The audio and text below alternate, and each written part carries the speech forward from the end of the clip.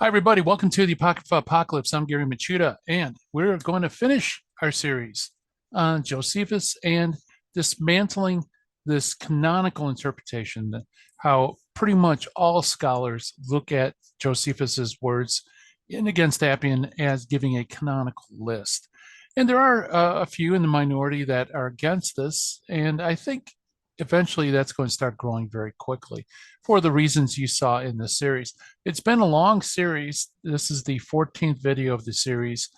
And so, what all I want to do today is just summarize all the information we've gone over and maybe have a few concluding points. So, fasten your seatbelts, folks, because the Apocrypha Apocalypse begins right now.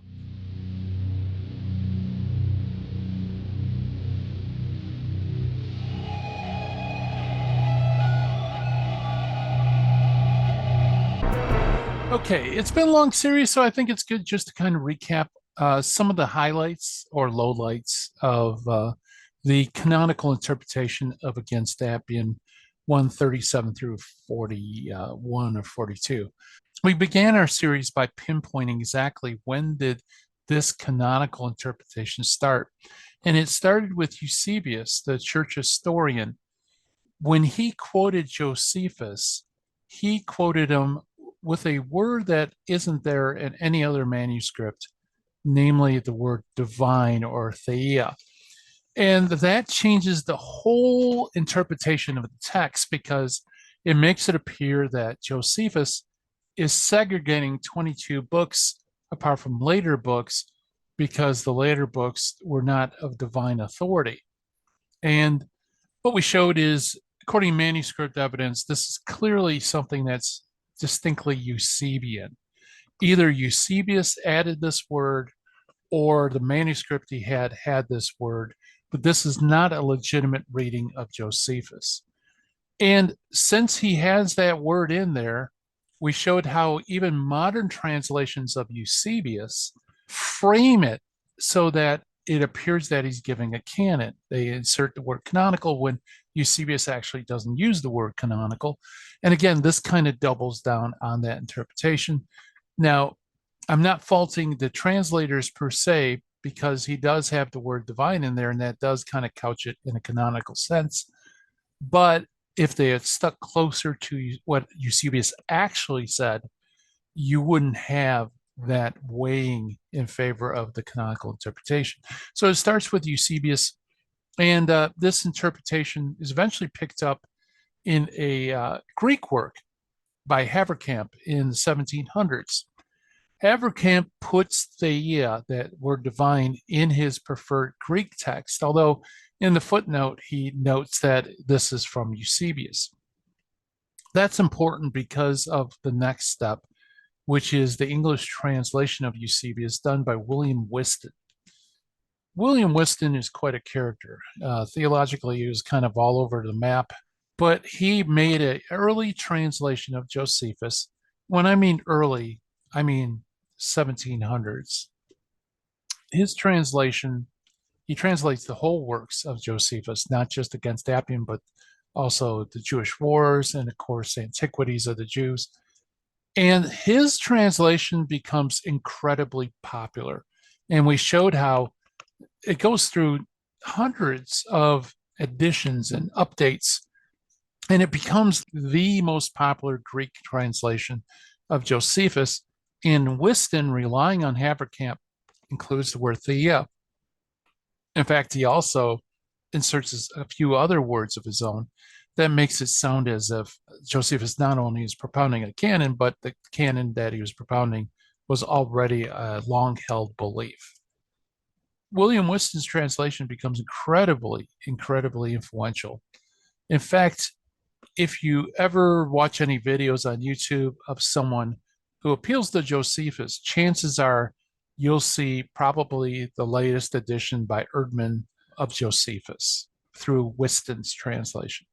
However, it's a terrible translation. And like I said, he's using a pre-critical Greek text of Eusebius. Now, what happened is, after Haverkamp and Whiston, there were critical editions done of Against Appian, like Benedict Nice's translation in the 1890s, and so on and so forth. all of these correct the text. They don't have they put a footnote that it's from Eusebius, but they don't put it in their preferred text. Despite that, and despite more modern and better translations of Josephus, Whiston still rules the roost as far as what everybody reads. And that, I think, is really the root of this canonical interpretation, because Whiston interprets it as canonical, and he relies on Haverkamp, which relies on a faulty text. All right, so then we talked about how there's other types of framing that go on. Very strange things, like scholars even today will describe Josephus as giving a canonical list. And we showed that that term is totally wrong, because the word canon is horribly anachronistic. Josephus wrote at the end of the first century. Canon doesn't enter into the fray in regards to describing the contents of Scripture. Of course, the word was around much earlier than that. But in regards to the contents of Scripture, it really doesn't appear to Athanasius, hundreds of years after Josephus. So to even describe it as a canonical list is already interpreting the text for you. It's anachronistic. And besides that, there is no evidence in against Appian that Josephus had in mind that he's given a canon. He never uses phraseology that would be in vogue during that time in Judaism. Never talks about defiling the hands. He never talks about, per se, the sacredness of the books. In fact, he only incidentally mentions inspiration. And his understanding of inspiration is interesting, because inspiration's duty is to bring to mind to the prophet things that happened in the past and enable them to record accurately the present. Continuing on, we looked at several tensions that are raised. If the canonical interpretation is true, it raises all sorts of strange tensions, and these tensions really aren't easily resolved. For example, if it's a canonical list, why is it that Josephus never actually identifies a single title? He only mentions periods of time and numbers of books. It's strange, because the whole idea of a canonical list is to segregate sacred from profane writings. And so the list is meant to help you discern which books are in and which ones out. If you don't name the books, you're not really sure what the contents is. And that's the problem with Josephus. Scholars aren't sure what the 22 books are. And there's been many, many different theoretical lists drawn up from it. He also doesn't use any discernible biblical divisions, which is another oddity. If he's talking about Bible and making a canonical list, you would expect biblical divisions. It's not there, at least nothing that's clear and obvious, okay? Because you dig down a little bit, you find out none of those divisions work. There's also the question of pre-existing dubious tradition. Sometimes it's argued that Josephus was just following what was already a common belief with Jubilees and also Fourth Ezra. We showed that is very, very dubious indeed. In fact, it's probably non-existent. So that would mean Josephus would be the vanguard, the earliest known person to give a canonical list, if indeed he's given a canonical list. But that runs into problems, because the canonical interpretation also assumes that Josephus is giving something that's not controversial, that was accepted by all. But how could he be a vanguard and yet be following a tradition? There's also the problem of coherence. The historical development of the Old Testament canon just doesn't fit what we find in Josephus. The canon appears to be still fluid, even into the second and third Christian century, as far as rabbinic Judaism is concerned. Josephus being able to give us a finely chiseled description of the canon in 100 AD doesn't make a lot of sense in light of all the other evidence we have in terms of development of the canon. I don't think it's a super strong point, but nevertheless, it is a point. And then you have the problem of the one overturning the many, okay, overturning the majority of the evidence. In every field of investigation, the majority of evidence or data is what you go by. You'll always have some outlying data. And whenever you incur outlying data, usually it's thrown away, or you have to come up with some reason why there's a problem. And what you find over and over again with the canonical interpretation is this idea I have one over the many, namely, they will so focus on Against Appian in the 22 books that they'll overturn or ignore everything else Josephus writes, which speaks to the contrary. And there's a lot that he gives that speaks to the contrary. So why is it that this one text is preferred over the others? The common answer is, well, because the one text he's directly talking about the canon, which begs the question, because it presumes he's talking about the canon, and then based on that presumption, they erase all counter evidence or ignore counter evidence, which, like I said, is just pure circular reasoning. It doesn't have a leg to stand on. Continuing on, we looked at positive arguments for the canonical interpretation. We looked at proofs for the differentiating of authority. Remember, we talked about how Josephus says that the 22 books are more rightly believed. And we did a little word study in how Josephus uses the word belief in Against Appian Book 1, maybe even Book 2. I'm not sure if I extended that far. And what we showed is that belief there is not faith. Okay, he's not talking about supernatural faith, which is what you would expect if he's talking about inspired documents. Rather, when he talks about belief, he's talking about credible history, which doesn't really fit too well with the canonical interpretation. Next, we look at the differentiation by prophetic authorship. It's also argued with the canonical interpretation that the difference between the 22 and the histories written after the 22 is because prophets existed during the earlier period and they ceased to exist afterwards. And there are some variations of this. We showed that Josephus, when he says that the latter books were not deemed of like belief because of the failure of the exact succession of prophets. We showed how his own word shows that he's not saying that prophets ceased. We looked at it from a few different angles, and we showed no, he is not saying that prophets ceased and that the 22 books were prophet written. In fact, what he says right before the section is that only prophets can write histories within Judaism. And the fact that histories were written after Artaxerxes shows that they must be written by prophets. Otherwise, he wouldn't even bring them up.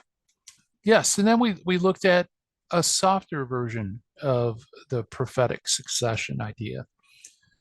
For example, we looked at person-to-person succession. Maybe he means that as long as one prophet succeeds another, kind of like within dynastic succession or a succession like with ordination, as long as that's unbroken, you have prophetic writings, but once it is broken, then the line ends. And we showed how that simply doesn't hold water. There's no evidence in Scripture. There's no evidence in Josephus's understanding of Scripture. In fact, there's quite a bit of evidence to show, in fact, even from Josephus, that person-to-person succession is impossible. So we move to a more modern one. This one is the philosophical school model, which we just recently did a video on, and showed how even if you use the philosophical school model, it doesn't solve anything. It doesn't solve anything. So then we looked at the lexical proof argument. This is proposed by Mason and Lyman and others as well, that if you do a lexical study on how Josephus uses the word prophetess and all its cognates, what you find is that individuals are called prophets all the way up to Artaxerxes. Then it drops off quite a bit, and you don't see individuals being called prophets. It becomes quite rare. What we showed is the lexical approach has it has several problems with it. But I think the biggest problem is it's not the proper instrument to determine whether prophets continued. The reason for that is we did our problem with Ezra. And you can add not only Ezra, but Nehemiah and Ruth and other books as well. Namely, that they're never called prophets, they're called something else in Scripture. Like, for example, Ezra is called a priest and a scribe, never called a prophet in Scripture. Josephus never calls him a prophet in his own writings. So, how is it that he can write Scripture? Because all lists believe that Josephus included Ezra and Ezra Nehemiah in his list of 22 books. That brings up an interesting possibility that maybe this lexical approach is faulty because it's not capturing all the data, even to confirm the proto-canon. Okay, that's important. It doesn't affirm the 22 books if you're going by a lexical. So I proposed, based on Joseph Blenkinsop's theory about scribal and clerical prophets. I think that actually has a lot of explanatory power. It explains how Ezra can rightly be understood as a prophet, even though he's never called a prophet. And that model also, by the way, can extend beyond the proto-canon. Because, for example, and Blenkinsop even says that Ben Sira, the author of Sirach, he would be considered the scribe par excellence. So even scribes can have prophetic or oracular writings. We also looked at the incredulity idea and also the unalterable text idea. That was last video. That last part in 42, 43 of Against That in book 1, he seems to suggest that the 22 was so sacrosanct that no one dared to alter it. And this has been also used by the canonical interpreters to say, well, obviously this must be inspired scripture because it can't be altered. He must have understood these to be, in a very special way, inspired. And what we did is we looked at those particular passages, and we see that Josephus actually is making a transition from what he says earlier to focus on specifically actually the law of Moses.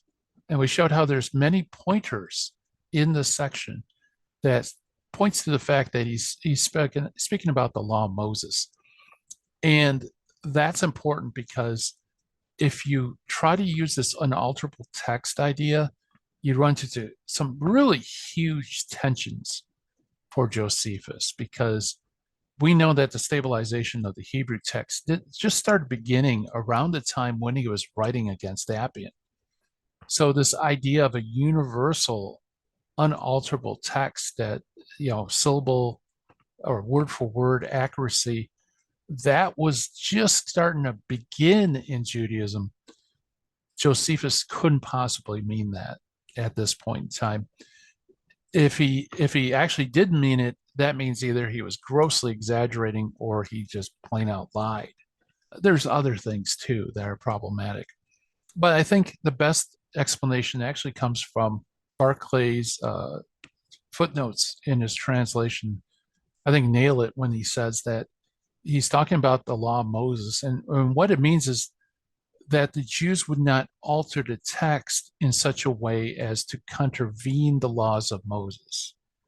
So the text could be altered, but it could never be altered in a way that would falsify or change the Mosaic law. And he also tacks on the end the rest of the records associated with it. And so that, I think, brings Josephus in line with what we understand about scholarship, and it coheres better with the overall understanding of the canon. It also saves us from calling him a liar or accusing him of gross over-exaggeration.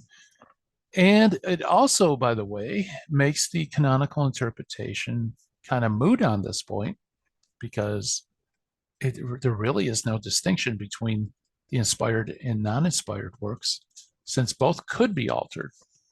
So anyway, that's pretty much where we got. What I had weaved within these videos is a positive case.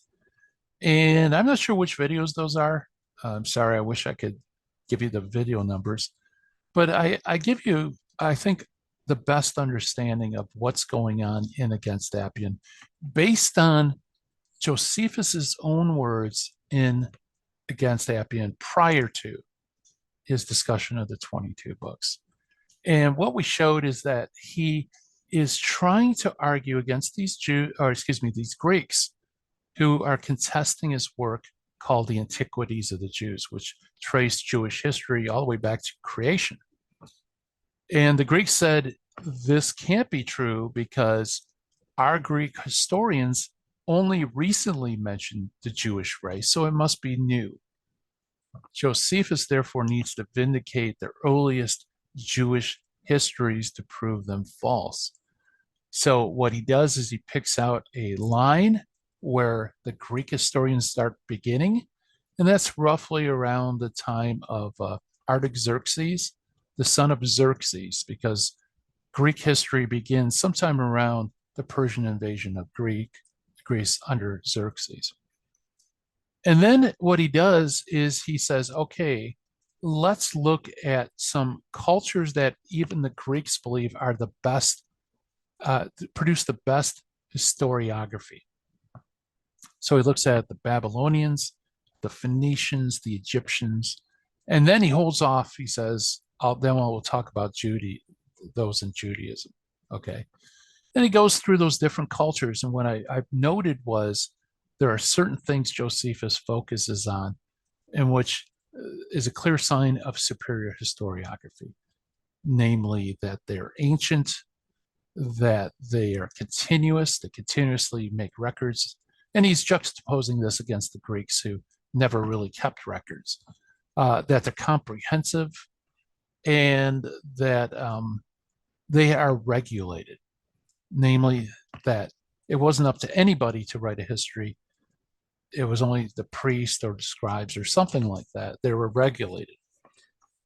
Once he lays down the foundations for superior historiography that his Greek opponents would accept, then he turns to Judaism, and he shows how Judaism, historiography, exceeds that even of these cultures, the Babylonians, the Egyptians, and the Phoenicians. And that's where he begins to talk about the 22 books.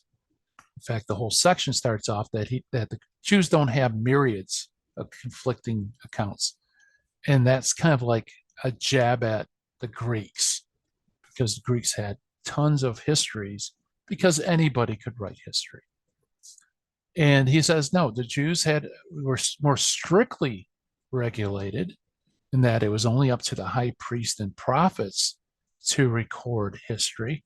And then later he says it's only prophets that can actually do the historical work. And that's immediately before his list.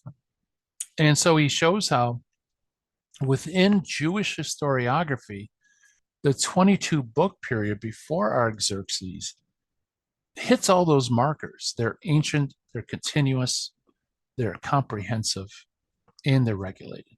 Okay. And that's up. So that means that Jewish historiography, before the Greeks even come on the scene as far as writing history, is already producing the best, the most sound, superior historiography. Okay. So it's incontestable. Otherwise, his Greek opponents would have to say that these other cultures are not reliable as well, which they wouldn't. Now, the question is then, he says, but there were histories written afterwards, but they were not esteemed of like belief because they lack the exact succession of prophets. What he means by the exact succession of prophets is precisely what he says immediately before this passage, namely that only the prophets could write. They either were, through inspiration, got information about the distant past, like Moses, who records about creation, or they were contemporary. They wrote accurately about the things that occurred during their day. If you put those together, what you have is a continuous succession of his prophets who write a continuous succession of history, contemporary histories. Oh, that was another marker too, that they were contemporaries. They weren't writing about things in the distant past per se. So if you have an exact succession of contemporary prophets writing history, you have exact succession of history, which matches the best historiography. After Artaxerxes, what happens is it becomes a bit sporadic. You don't have a continuous record of everything that happened within Judaism, but you do have records of certain events and things sporadically afterwards. Now, that doesn't mean that they weren't prophetic. They were prophetic because Josephus says only prophets can write history. That doesn't mean that they aren't credible. They are credible. It's just they lack that superior standard of being in continuous, comprehensive recording of history. They're sporadic, they're not comprehensive, but they're prophetic and they're reliable. Hence, they're not esteemed as like the 22. So Josephus isn't talking about the canon. He's not talking about 22 book canon. He's focusing on history, and he's focusing on the best history, specifically that which he based his antiquities on, from which the Greek opponents are objecting. That's all that's going on. The fact that he gives the number 22 is serendipitous. It just so happened to be one of two different, oh, actually, there's a few different ways the Jews would combine books to come up with different numbers of scripture. And I think that's really why the canonical interpretation is so popular. It's because people see the number 22. They're aware that within rabbinic tradition, there's evidence of a 22 book computation as opposed to a 24 and other computations. And therefore, you immediately assume, since he says 22 books, that must be the canon. But that's simply not the case. And I even skipped over stuff. That was not even a comprehensive summary, but I think it serves to put a bow on our series and talk about putting a bow. If you enjoyed the series, or if you like the video, or you just like the content on this channel, even if you don't agree with it, please subscribe, hit the bell, leave some comments. That also helps the algorithm. And if you're so disposed, William Albrecht and myself are on Patreon. We appreciate your financial support because doing this research is very expensive. It'd be great to defray some of the cost so that we're not taking away from our family budget to do this work. All right, so I hope you have a great week. Till next time, I'm Gary Machuda. Take care. Bye.